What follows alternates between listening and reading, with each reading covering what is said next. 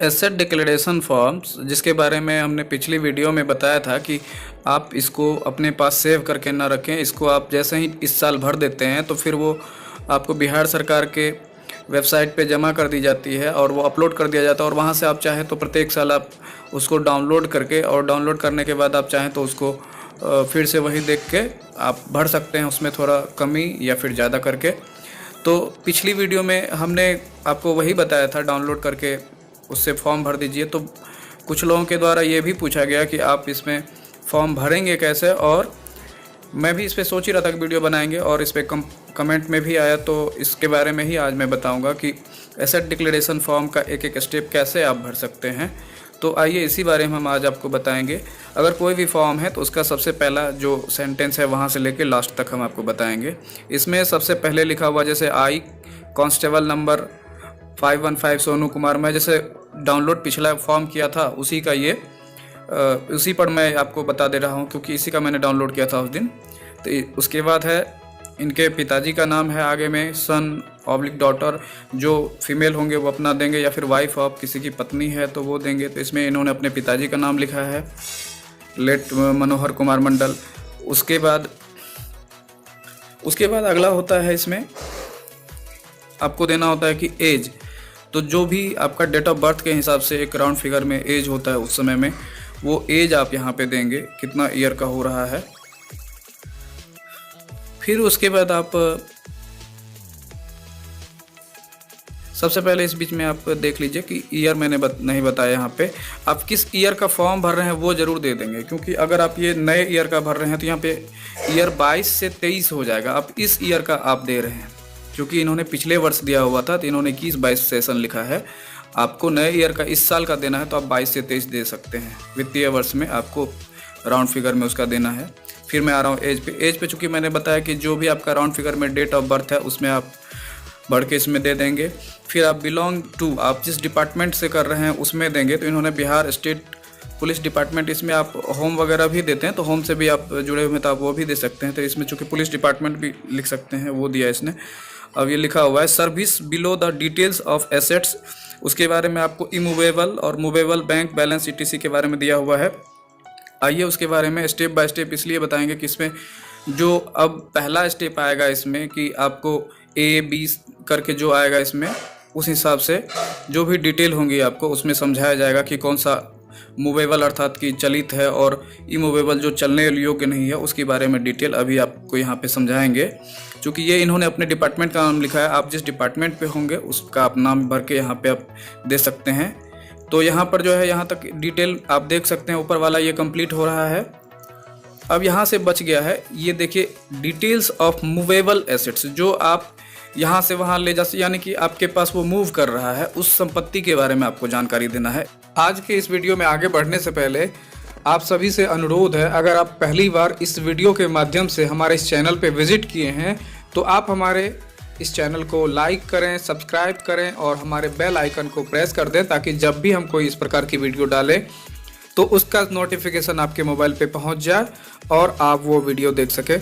और आइए देखते हैं मूवेबल एसेट्स के बारे में, क्योंकि कभी कभी हमें जो है इस बात का कन्फ्यूजन हो जाता है कि कौन सा हमारा एसेट्स मूवेबल है, कौन सा इमूवेबल है। तो आइए भरने में यही थोड़ी कमी होती है। आइए इसमें देखते हैं कि मूवेबल में सबसे पहले फर्स्ट में मूवेबल एसेट्स के बारे में यहाँ पे जानेंगे। तो मूवेबल एसेट्स के बारे में यहाँ पर जानने के लिए हम आपको फर्स्ट ये डिटेल्स में आएंगे। तो फर्स्ट में सीरियल नंबर लिखा हुआ, सेकंड में डिस्क्रिप्शन दिया हुआ है कि उसके डिटेल देंगे कि कौन सा मूवेबल डिटेल्स के बारे में ये जानना चाह रहे हैं और क्या जानकारी चाहिए सरकार को। उसके बाद अगला आएगा सेल्फ में। सेल्फ में आपको अपने बारे में सारा डिटेल देना, जैसे कि आपने जो भी डिटेल इसमें डिटेल के सामने डिस्क्रिप्शन के सामने होगा उसके बारे में देंगे। उसके बाद आप जो सपोज नेम है, यानी कि सपोज मतलब जो आपके उत्तराधिकारी हैं जिनका नाम आपने दिया है। उसके बाद डिपेंडेंट 1, जो आपके डिपेंडेंट 2 और डिपेंडेंट 3 जिनके भी नाम आपको देना है आप इसमें दे सकते हैं। सपोज नेम में अगर कोई हस्बैंड है तो वो अपने वाइफ का नाम देता है। तो इसी प्रकार से आप चाहें तो इसमें जिनका जिनका नाम हो वो दे सकते हैं। उसके बाद इसमें आ रहा है सेकेंड वाला कॉलम, जैसे ही ये देखिए यहाँ पे आ रहा है, एक के बाद 2 आ रहा है। दूसरा वाला में इन्होंने दिया है deposit in bank, financial institution and non banking financial companies, जैसे कि आपने कहाँ पे डिपॉजिट किया हुआ है, अगर बैंक में किया है, कोई फाइनेंशियल इंस्टीट्यूशन में किया है, और कोई नॉन बैंकिंग एनबीएफसी कंपनी है अगर आपने उसमें किया है, तो उसमें बताइए, चाहे किसी के भी नाम से हो, डिपेंडेंट 1 2, या सपोज अगर जिनके भी नाम से है, चूँकि इन्होंने अपने बारे में डिटेल दिया है पिछले साल का एसबीआई हाजीपुर के द्वारा, तो इनमें डिटेल इन्होंने अपना दिया हुआ है। उसके बाद इनमें तीसरा नंबर में bond, debentures and shares in company, अगर आपने किसी कंपनी के शेयर, बॉन्ड्स या डिबेंचर्स खरीदे हुए हैं तो उनके बारे में डिटेल आप यहाँ पे दे सकते हैं कि वो कंपनी के इनके पास में कितने शेयर या बॉन्ड्स खरीदे हुए हैं। तो आपको ये ध्यान रखना है कि अपने सपोज नेम या फिर डिपेंडेंट 1 2 3 किसी के बारे में देने के अलावे आपको उस कंपनी के बारे में भी ध्यान रखना है, वो कंपनी लिस्टेड है या नहीं। आप उसके बारे में नीचे में डिटेल में दिया हुआ है, आप उसके बारे में देख सकते हैं।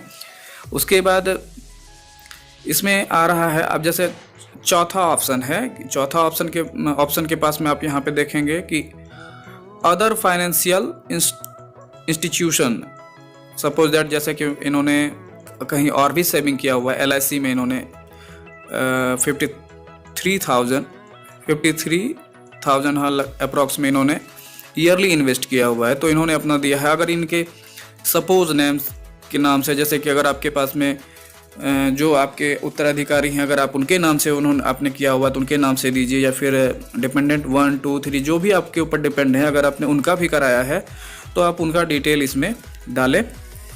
अगला आएगा इसमें, जैसे 5th नंबर पे दिया है motor vehicle details of make ETC। अब इसमें इस कॉलम में जो है, इस कॉलम में आपको वो सब देना है जो अगर जैसे कि ऊपर वे इंस्ट्रक्शन के हिसाब से, जैसे कि सेल्फ है, उसके बाद सपोज है, डिपेंडेंट 1 है, 2 है, 3 है, अगर आपने इन किसी के साथ भी अगर ये सब ने आपने ये सब जो भी डिस्क्रिप्शन वाले हैं, जैसे मोटर व्हीकल वगैरह, फिर आप अपने लिए या फिर अपने फैमिली के लिए या किसी के लिए आपने ली है तो उसके डिटेल इसमें आपको भरने होंगे।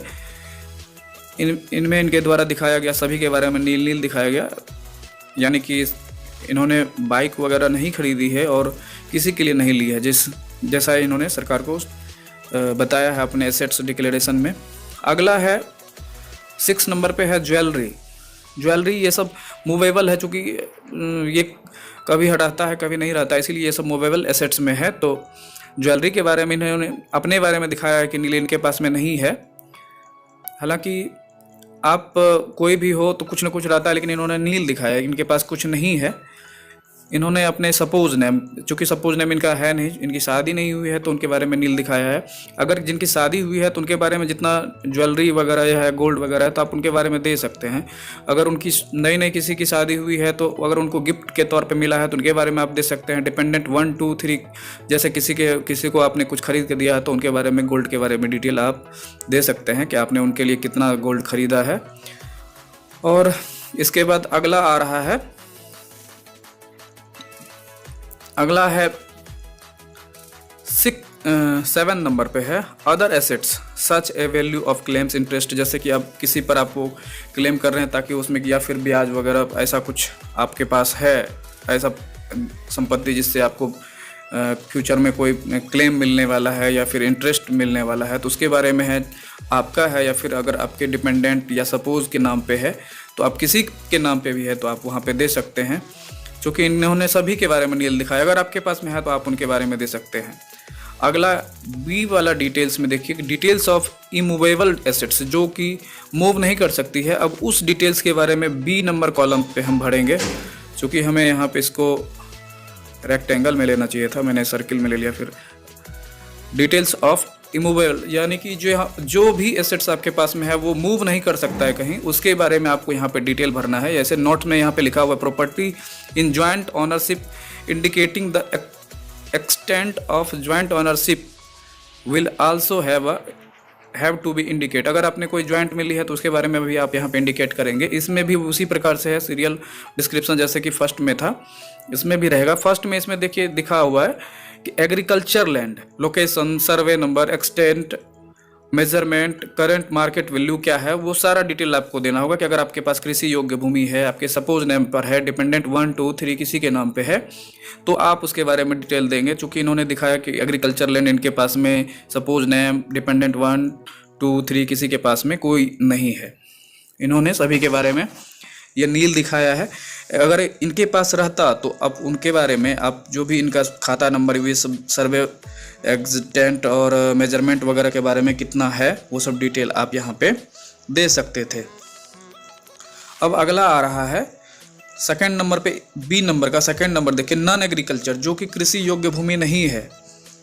अगर ऐसी भी भूमि आपके पास में है तो उसका डिटेल भी आप पूरा खाता खेसरा नंबर वगैरह के साथ में या फिर कम से कम मेजरमेंट के साथ में दे सकते हैं कि कितना है आपका, सपोज नेम, डिपेंडेंट 1 2 3, जिस तरह से आपने शुरू में नाम दिया है उसी हिसाब से आपको यहाँ पे लास्ट तक देना होगा कि आप कैसे कैसे उसमें किनके पास कितनी प्रॉपर्टी है, या फिर आपने डिपेंड रखा है उनको तो उनके ऊपर आपने क्या क्या खरीद के दिया उसके बारे में दे सकते हैं। अगला है तीसरा नंबर पे देखिए बिल्डिंग, इसमें पोस्ट में देखिए लिखा हुआ है कमर्शियल एंड रेसिडेंशियल लोकेशन। इसमें एक बिल्डिंग और होम में, हाउस और अपार्टमेंट्स में लोग कंफ्यूज करते हैं। बिल्डिंग वो ऐसा जगह है जो आपने बना के रखा है, ऐसा प्लॉट्स है जिसको आप किसी भी चीज़ के लिए यूज कर सकते हैं। कमर्शियल, उसमें फैक्ट्री या फिर लॉज के लिए या किसी भी चीज़ के लिए आप यूज कर सकते हैं, एक तरह से कमर्शियल यूज के लिए। अगर ऐसी ज़मीन है आपके पास में तो आप उसके बारे में लिखेंगे, उसका फिर मेजरमेंट देंगे यहाँ पे, और आपके सपोज नेम, डिपेंडेंट 1 2 3 के पास में भी अगर है तो उसके बारे में भी यहाँ पे देंगे। अगर आपके पास इस प्रकार की भूमि नहीं है तो आप फिर इसमें नील नील जाएंगे, जिस प्रकार इन्होंने नील लिखा है।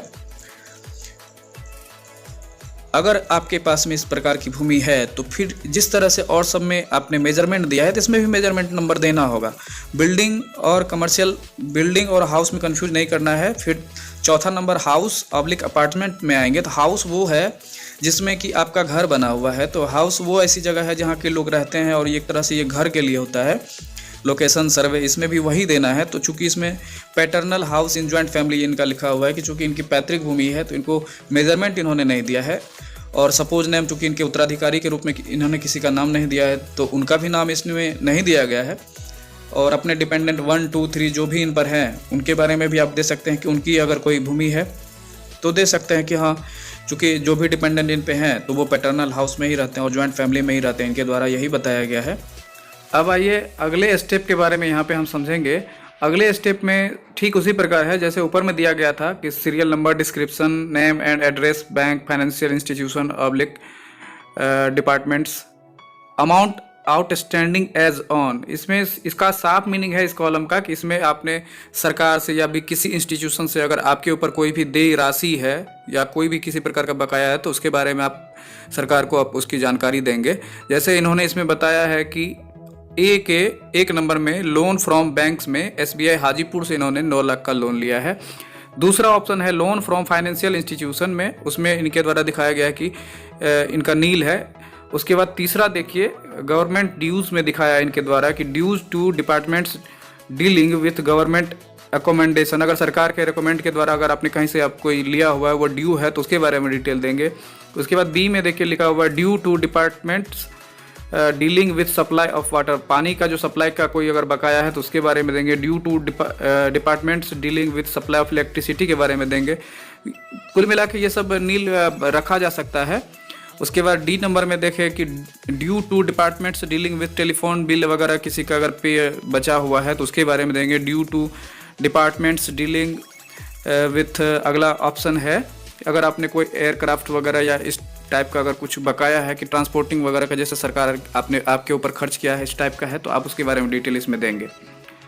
उसके बाद यहाँ पे देखिए अगला इसमें जो भी डिटेल में आएगा तो ये एक तरह से फाइनेंशियल इंस्टीट्यूशन वगैरह जो भी होता है, जैसे कि आपने कहीं से आप कुछ बकाया लिया हुआ है तो उसके बारे में आप वहाँ पे डिटेल देंगे। अगला आते हैं इसमें बी नंबर में देखिए इनकम टैक्स वगैरह के बारे में देना है। तो इसमें कुल मिला के समझिए इनकम का पैन नंबर इसमें आप डालें, पैन नंबर डिटेल डालेंगे यहाँ पे और आपका ये कॉलम क्लियर हो जाएगा। और डिटेल वाले का जो डिपेंडेंट 1 है उस सब के बारे में डिटेल इसमें नहीं दिया हुआ है, इसीलिए ये कॉलम 2 का ही है।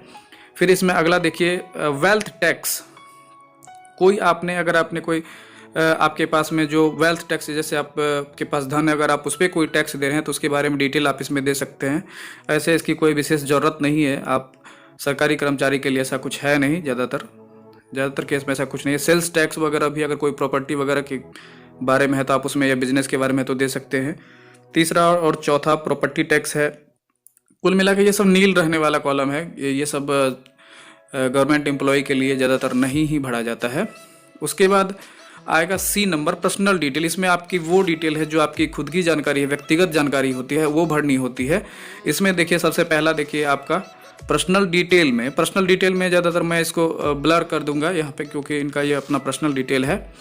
पर्सनल डिटेल में आप उनकी जानकारी दीजिए, जैसे कि इनका ये सरकारी एम्प्लॉय हैं तो इनका जीपीएफ, सीपीएफ या प्रान नंबर, जब आप किसी भी डिपार्टमेंट के हैं आजकल ये प्रान नंबर अर्थात परमानेंट रिटायरमेंट अकाउंट नंबर वगैरह होता है। फिर आधार कार्ड नंबर दीजिए, फिर जेंडर दीजिए, मेल फीमेल हैं आप वो दीजिए, फिर डेट ऑफ बर्थ है, डेट ऑफ बर्थ भी इसमें आप दीजिए, जैसे डेट, मंथ और ईयर लास्ट में दीजिए DDMMYY के फॉर्मेट में। उसके बाद आप किस क्लास ऑब्लिक ग्रुप की जॉब करते हैं, जैसे उसमें इन्होंने दिया अपना C कैटेगरी की ये जॉब करते हैं तो उन्होंने दिया है। फिर आपका कैडर क्या है, जैसे किस डिपार्टमेंट से आप, तो इन्होंने बिहार पुलिस सर्विस दिया है इसमें, और दूसरे जॉब वाले अपना अपना अलग सर्विस वाले देंगे। फिर अगला देखिए होम डिस्ट्रिक्ट क्या है आपका, तो इन्होंने कटिहार बिहार दिया है। तो कुल मिला के यहाँ पे आपका लास्ट हो जा रहा है, और अब इसके बाद सिग्नेचर वाला ये सब फॉर्मेलिटीज़ बचता है। फिर एक ये बचता है साइड में देखिए प्लेस वो है जहाँ से आपने फॉर्म भरा है उसके लिए, और फिर वो सिग्नेचर है आपका। प्लेस वहाँ का जहाँ से आपने ये जिस समय ये फॉर्म भरा है उसका डिटेल डालिए। फिर नेम ऑफ एम्प्लॉई है, जैसे इन्होंने अपना नाम डाला है सोनू कुमार, डेजिग्नेशन है यहाँ पे देखिए इनका पद इन्होंने डाला है कांस्टेबल नंबर 515। डिपार्टमेंट देखिए इन्होंने बिहार पुलिस, पोस्ट में आप सीतामढ़ी डाल दीजिए बिहार पुलिस में, और सीतामढ़ी में इन्होंने इनका मोबाइल नंबर है यहाँ पे।